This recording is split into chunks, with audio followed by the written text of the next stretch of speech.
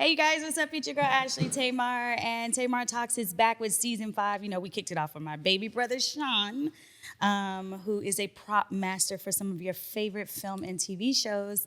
And, you know, of course, we have a crazy, amazing lineup with people behind the camera, off the scenes, non-traditional careers in TV and film. But, of course, my boy is he's like one of my favorite industry people. He's a friend. He's a little brother. He used to nag me all the time and give me kisses all the time when we were on tour for Motown the Musical. So please welcome to Tamar Talks. I want to say my first male artist, talent, Elijah Ahmad Lewis. What's up, everybody? E-A-L. Yes. E-A-L. What's up, Tay? Hi, Elijah. Ashley Tamar Davis. You Hey, guys, Tay-Day. Elijah is one of the most special people I know.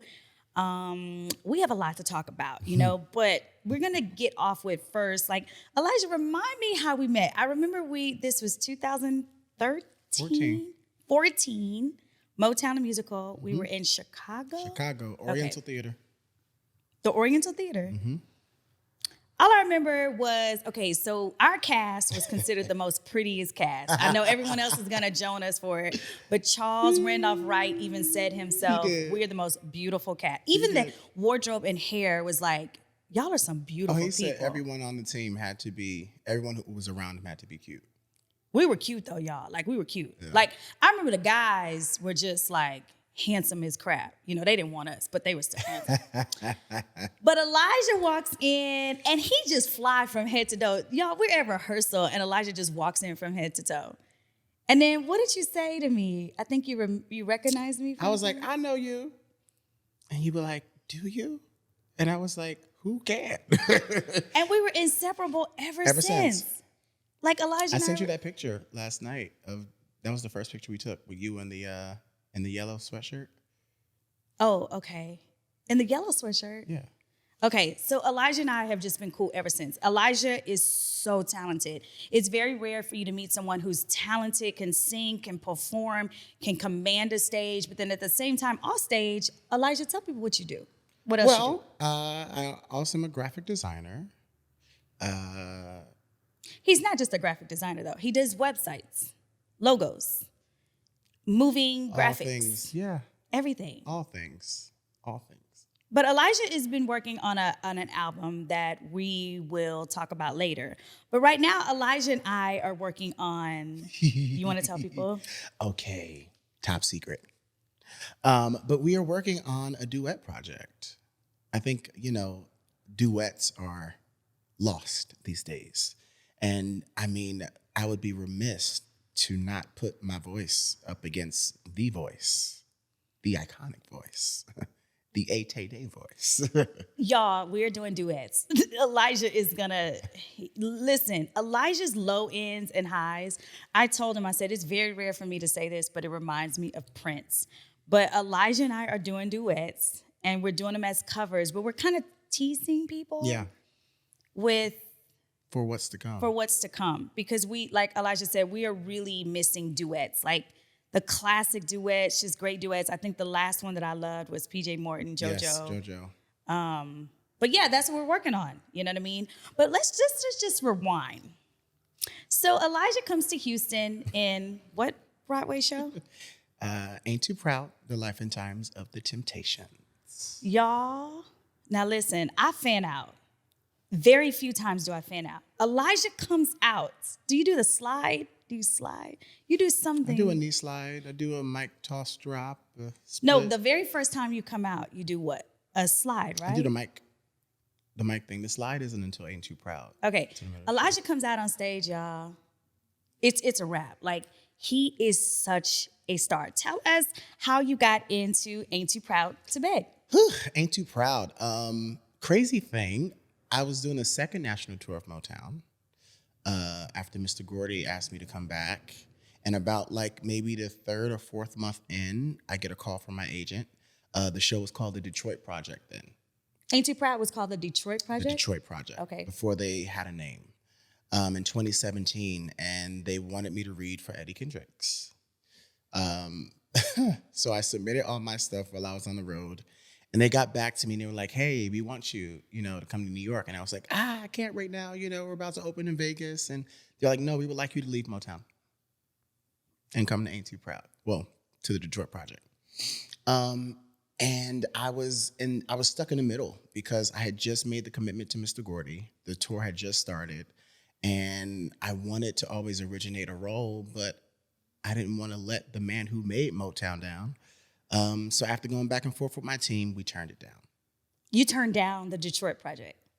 And what year was this? 2017. Okay. Finished the tour.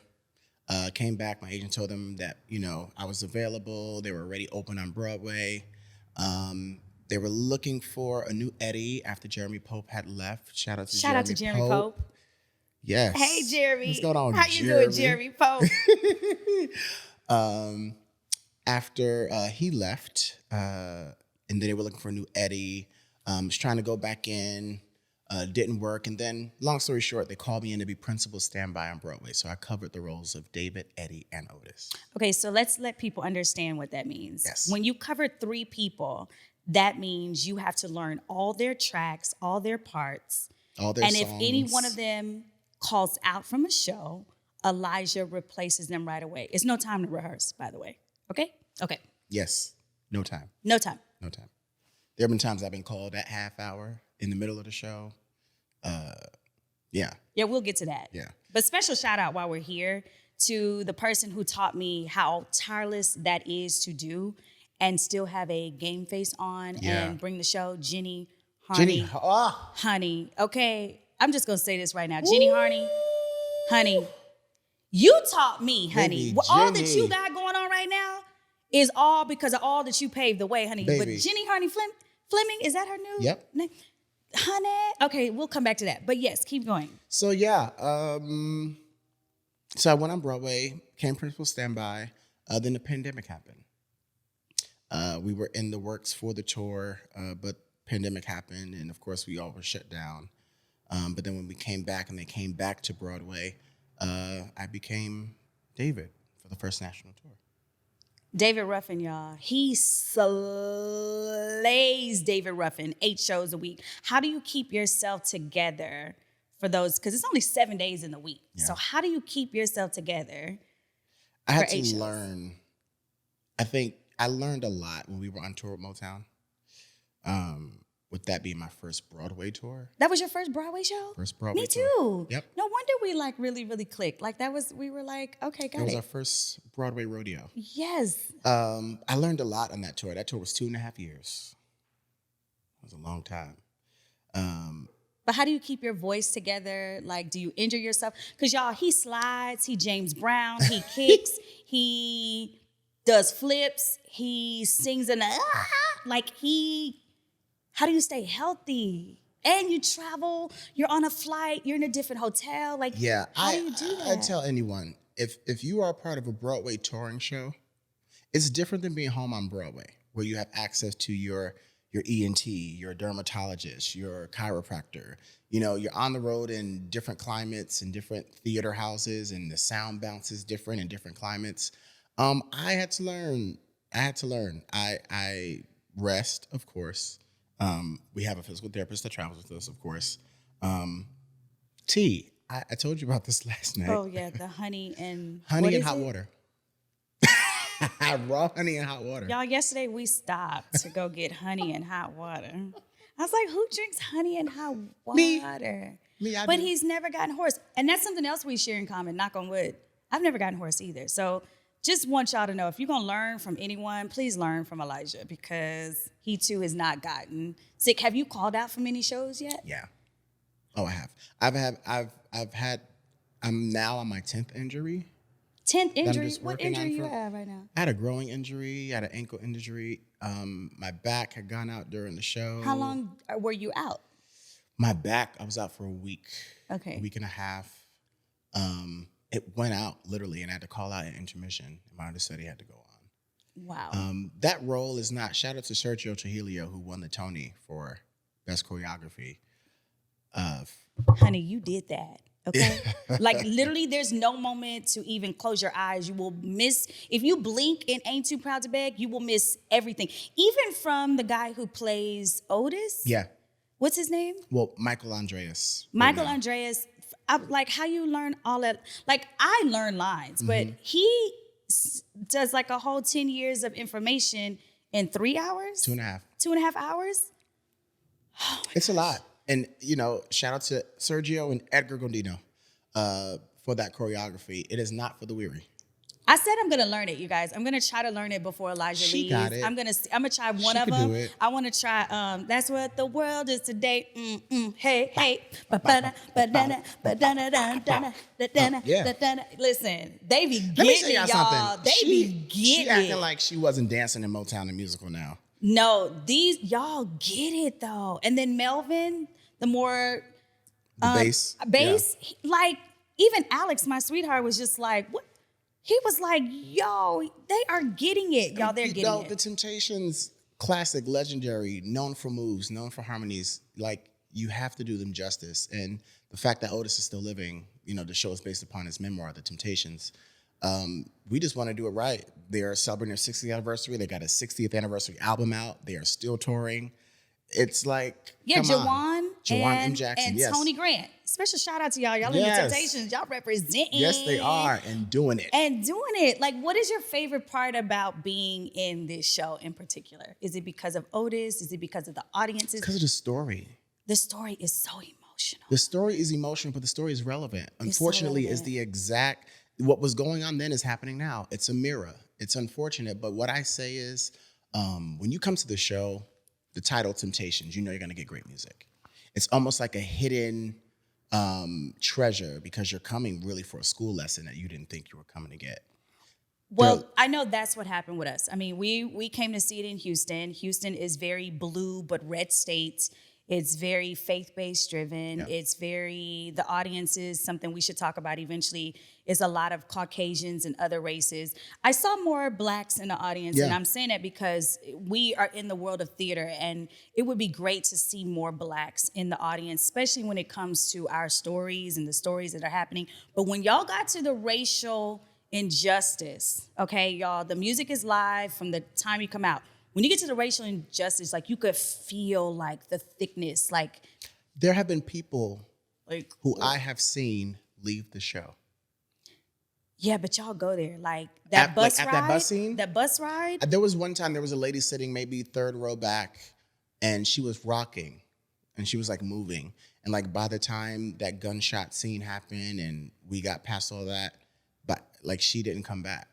I saw her leave during the show and not come back. Now, I know how that makes me feel. We're not talking about me, but A Night with Janis Joplin, we'll talk about that in a minute. Mm-hmm. How does it make you feel when you do? Because, and I don't think a lot of people realize this, and we're getting really real on this episode, when we as Black actors are in a show and we depict factual things that happen and we see people leave the show, how does that make, I know how it does me, but how does it make you feel?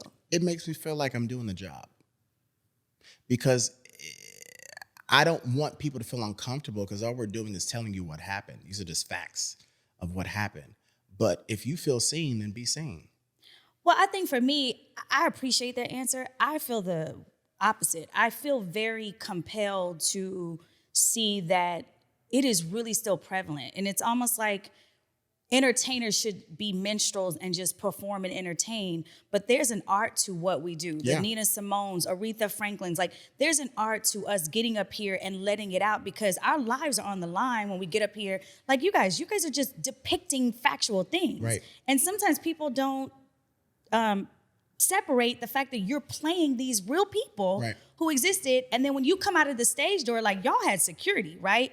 Our shows, we didn't have security because it wasn't like, but you guys are like Black men, you know what I mean? And, you know, when y'all leave the stage door, that's a whole nother world that people don't put y'all in two different, like, this is Elijah, this is not Eddie, this is not David Ruffin, this is Elijah playing these people.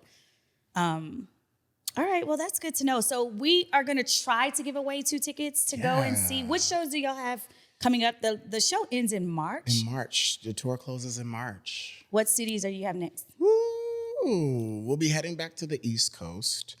We have Arizona. We'll be headed back to Detroit. Ooh, that's Motown gonna be home. fun. We're going back. They called us back again. We'll be in Philly for about 3 weeks. We'll go back to the Kennedy Center where we opened the tour. Yeah, we got a few good spots before we close. Okay. All right. So what else do you have going on, Elijah? What else is going on in your world? Besides this album and this tour, child, I'm just trying to see what's next now that the strike is over. Yeah, now that the strike is over, how do you feel about the strike? Like, do you feel like once you get into TV and film, do you feel like, so do you know what's going on? Did you read like the how many hours they give you to sign off? So how do you feel about that? Why can't people do people right? Well, here's what I feel about it, okay? Napster came in and changed the game as a recording artist, and no one had no empathy for us. Like, everyone was file sharing, sending music to each other. Now we have Amazon, iTunes, Spotify, Tidal, blah, blah, blah, blah, blah. Like, I can buy a song and I can still email it to you, and now it's in your thing. So I feel like AI is just never gonna go away. It's here to stay. And I think it is a disservice, though, if we are performing and then we only have 48 hours to give approval if you need to do a pickup scene. Did you really have a pickup scene, or you just blatantly didn't budget in for us to do this? Exactly. I think my whole thing with the industry now is people are sacrificing talent for the dollar. Well, that's really a shame. And that's, AI is coming in to just snatch all of that away. The talent is not there anymore. It's just like, what can you do for this how much of a dollar? Well, I mean, you would know because you guys are getting more people coming out of college that are performing. Yeah. I remember telling a friend of mine, I said, when I started seeing SAG, the different tiers, ultra low budget, new media, blah, blah, blah. And then I started seeing new talent. Shout out to all the new talent, right? I'm not mad at it. But when the morale of the talent goes down and then you look at the pay scales, I was like, okay, everyone is trying to save the dollar. And I just heard on NPR News where they were saying people are not even factoring in the layoffs that happen at all of the companies. So when the layoffs are happening, the content is going to be, very limited. The talent, the budgets for it, who they're going to hire is going to change. I just think but the thing is, what is the solution? Right. Even our contracts for Broadway. Like, there are no full production tours going out anymore. It's only like Cedar Down. The only full production will be Broadway, really. Or if you have a high multifaceted show that is invested really well, it's... But the thing is, though, I don't think people understand the value of their voices, right? If more people understood the value of buying the tickets, coming to the theaters, even your local theaters, you're going to find some of the most talented people, right? But even local theaters are starting to close because people are not coming to the shows. And then you start to think, is it because people aren't putting money into marketing so that people know about the shows? Or marketing correctly? Marketing correctly? I mean, they should just go take a lesson from Tyler Perry. I mean, and also after the pandemic, I think people realized after the pandemic how much this world runs on entertainment. I mean, the world literally runs on entertainment. You cannot watch a TV show. You can't. If you just imagine watching a film, a TV show, a commercial, even gaming. You can't even sit NBA draft, Grand Theft Auto. You cannot do anything without music. Yeah. But our IP is being copywritten, just stripped from us, left and right. Even the AI with vocals. Let me tell you something. The fact that you can duplicate someone's voice and then put out a song, they don't even know that it's out there. But my question is, who's scary. Making the money? And where's it going to? Because let me tell you something. It ain't coming to us. It's not coming to us. And let me tell you something. When I read an article in Spotify, it was about Spotify, maybe 6-7 years ago, about fake artists. Whatever you guys do, Google it. It's called Fake Artists, says Fake Artist Spotify. This is when I knew it was a big shift. What I found out is they're hiring musicians and artists across the way. I think it was the Netherlands or Norway or something. And these kids just sit in a room like this and they just compose music. So I like ambient sounds, chill sounds. So on Spotify, I would go and listen. And if you look, there's no real artist names. It'll say NVPQX or SMQY234. And you'd be like, these aren't real artists. And come to find out the government was trying to crack down on it. But I don't think they did, because I think the people who were creating it were a part of the company. Yep. It's even, I don't know if you saw this, I don't know how recent it was, but I saw it on Instagram recently about Terrence Howard talking about how much he got paid for Hustle and Flow, and how they used, instead of saying that Terrence Howard sang and performed these songs, they put his character's name, and the production company, I'm not going to say their name, owns that name, so that means they get all the performance royalties from that. So since we're talking about it, I'm a music supervisor, so we're going to go and talk about that real fast before we let Elijah go on this first episode of Tamar Talks with Elijah Ahmad Lewis, EAL to be exact. I'm so glad you brought that up. Mm-hmm. So now that I'm a music supervisor, let me tell you how that goes. I'm probably getting in trouble, but no, I won't. Okay, so what happens is when your talent, say for instance, you're booked on the next Hustle and Flow, what the issue is, it's not that he didn't get paid the right amount, because we have to talk about it. Who were his lawyers? Because Terrence Howard was Terrence Howard at that time, right? He was still Terrence Howard, right? So it depends on who negotiated the deal. That's number one, right? Number two, was it considered, what kind of contract was it? That's number two. Number three is, what's baffling to me as a music supervisor, whoever wrote the song and composed the song, the network owns it. I need everyone to understand that, especially for composers. Most of the time when you're starting out and you're composing a song for a TV show, the network owns it. I'm going to say it again. The network owns not you. It, not you. So in the Terrence Howard situation, I was not there, but the fact that someone had the gall to say his character was the artist is what's really scary. Mm-hmm. And if I was Terrence Howard, special shout out to Terrence Howard, because he used to come to all of our shows.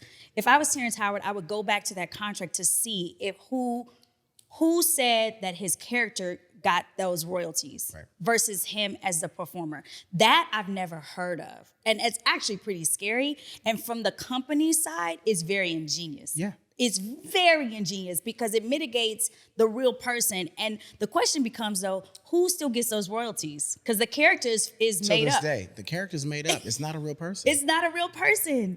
So that's why I tell a lot of the talent today, you guys can't be anxious for stuff, because just as much as you want to get put on, you will literally actually lose out quadruple by signing your life away. Yeah. So anyways, this was a great conversation, you guys, on Tamar Talks. Do you have anything else to say on this episode, Mr. Elijah Ahmad Lewis? I just want to give my sister her flowers. Aw, thank you. I have watched you blossom throughout all the years. Oh, and thank you. You know, what's about to happen, people are going to be shocked, but I know it's time. Thank you, Elijah. Is there anything? Well, hold on. Before you go, who's your favorite artist? Who are you listening to right now? Because, y'all, his album is giving me all 90s vibes, R&B, and he's giving me all in Brandy harmonies. Rodney Jerkins, you need to pay attention. He is killing it. You don't need nobody to demo his stuff. He will kill it for you, okay? I got you. Who are you listening to today? I'm really in love with Victoria Monet's project right now. I'm also listening to Lucky Day. Also listening to, of course, Samo. Special shout out to you, Samo. We love you. Congratulations on 2 songs that we just landed in one of the projects I did. So happy for you. But yeah, I love supporting my friends and colleagues. That is huge for me. I think that there is not enough in our industry of us supporting each other. I agree. Totally, I agree. All right, you guys. This is Tamar Talks. You have just heard from Elijah Ahmad Lewis. Hopefully you guys get to go check him out and Ain't Too Proud to Beg when his album comes out. How do people follow you? You can follow me on Instagram, Elijah Ahmad Lewis, or you can type in EAL on all social media platforms. My website is eal360.com. Thank you so much for joining. Love you today. Love you.